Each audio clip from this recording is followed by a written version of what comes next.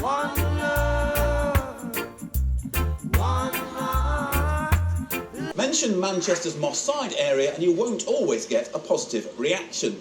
Some people associate it with gun crime and deprivation, but what's often overlooked is the great sense of community spirit there, something a new initiative led by the North West Film Archive is keen to promote.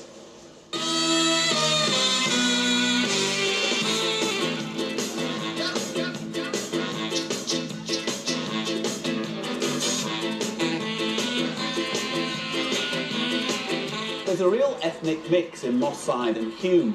The potato famine in the 19th century brought lots of Irish families to South Manchester. Then a new wave of immigration starting in the late 1950s brought in men and women from the West Indies and the Indian subcontinent.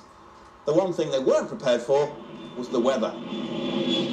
North of the river, south of the river, make no difference at all, I still shake and I shiver is the English weather. Make you shake like a feather. When they opened that door on the airplane and I looked outside, it was white, and I've never seen that before in my life. First time I came in England, 1956. There was a very cold, so much cold that you can't stand. At one stage, we had to walk from Whitefield to Manchester here because the bus they couldn't run. Serious. And children from all races attended Webster Street School. Webster Street School, that's where we met for the first time. The most unique feature of Webster Street was the playground being on the roof. We had a cloak room upstairs where you take your jacket off and your school bag off and everything, and you used to play upstairs. I remember playing football and the ball going over the wall. Oh yes, that's another thing. And you were not allowed to go downstairs. So you had to get the teacher to go downstairs to get the ball from downstairs because it was too scary going downstairs. At the end of your playtime, a whistle would go and you'd have to line up in a regimental type of style. So all the classes would line up and you'd have to go downstairs, classes time. I had white friends in school. We were going to the first house for tea and actually had chicken soup and bread. And they put the bread in the soup and I thought it was the best thing ever because, we should have West Indian food. And I just thought it was this amazing thing. I never forget it was so funny. The biggest threat to that community spirit came in the late 60s, when the traditional Victorian terraces were knocked down as part of a massive slum clearance operation. People from the West Indies who'd saved up and bought their houses here, then they had to sell their house under compulsory purchase for £1. They got £1 for it. We stood there and watched them pull the house down. One of my most vivid memories is my mum's bedroom, and you could see the old wallpaper on the wall and stuff, and you're looking up and you're thinking, oh my God, this big thing, the bulldozers with the big ball on, it was swinging back and forth and knocking the house down, and it was like, wow. And it's something you never forget. While some families moved to other parts of the city, most were rehoused in the newly built Hulme Crescents, concrete streets in the sky, aimed at keeping communities together. This vicinity around here, all the houses were there, all the city community was very, very close. And then when the flats, skyscrapers start coming, people start moving into flats as well. That was mainly in Hulme. My friend lived in one of those flats, and I remember going in that rickety lift. Oh, the smell, the lifts would always the smell of pee and stuff like that, and graffiti, a lot of graffiti. Any prejudice felt by people living here came from outside the area. Those who'd come to Britain in search of a better life found that they and their children struggled to find work. Our grandparents will starve, our parents will starve, and they wasn't just starve of food, they were starve of education, they were starve of everything to do with the growing world out there.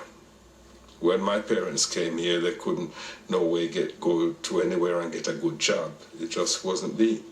The system, even here, gives the impression that in order to achieve, in order to acquire, in order to be anything, one must be white, not in color, if it's that's impossible, but in behavior.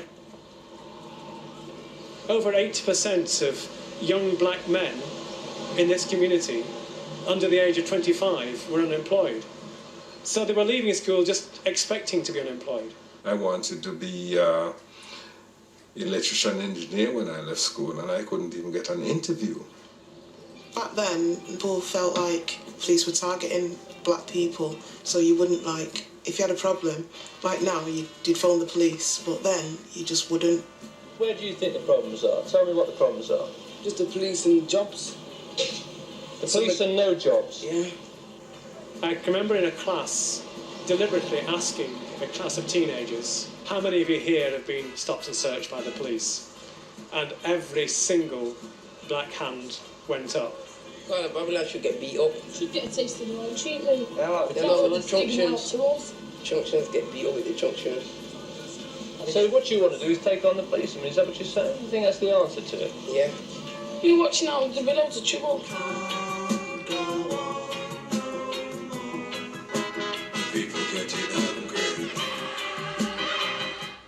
Moss Side took its place in history alongside Toxteth and Brixton as a flashpoint for the summer riots of 1981.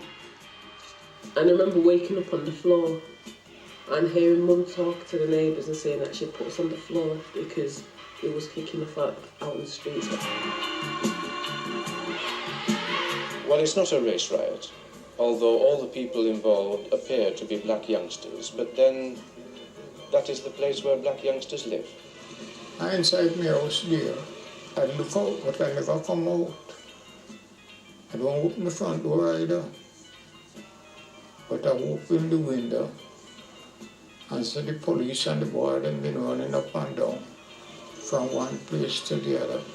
The community was still strong even after the riots. You could still go about your business. Obviously, immediately after the riots, you had this curfew thing where the police were stopping everybody and sort of stuff. But at the end of the day, once it all quietened down, we just went back out of our business and everything just as if it never happened.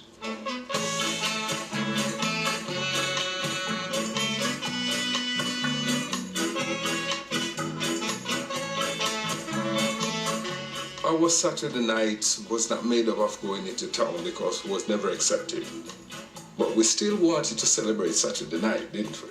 So of course we would put on our glad rags and we would go out. Infamous places, I suppose, to others that didn't go and drink in those places. For a start off, there was the Nile and the Reno that I remember. We had a really good family friend and he used to work in the Nile.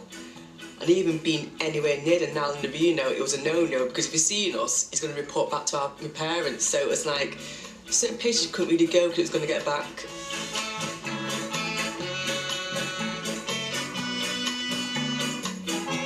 Over the past 30 years, the area has benefited from redevelopment and regeneration, like these new houses on the site of the former Manchester City football ground. Despite all the changes, what still remains in Moss Side and Hulme are the memories of the people who make the area so special. Community spirit and the sharing and the looking after each other, I think that was key. That was a key thing.